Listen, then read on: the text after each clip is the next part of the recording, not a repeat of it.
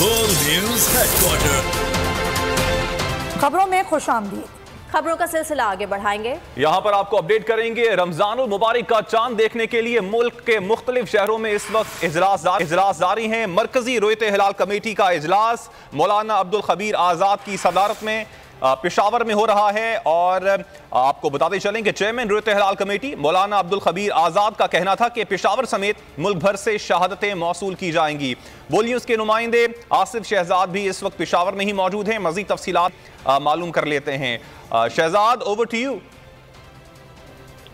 जी sir, मरकजी रोयत हिलाल committee का इजलास अब जो है मौलाना अब्दुल खबीर आज़ाद साहब की सदारत में यहाँ पर शुरू हो चुका है।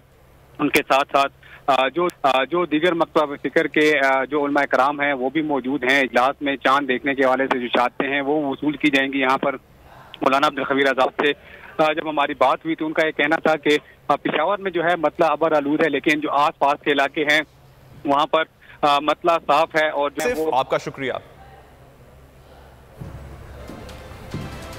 और इसके साथ ही खबरों का वक्त भी अपने ख्ताम को पहुंचता है। कुछ ही देर में हाजिर होंगे हेडलाइंस के साथ। मजीद बाखबर रहने के लिए देखते रहिए बोल न्यूज।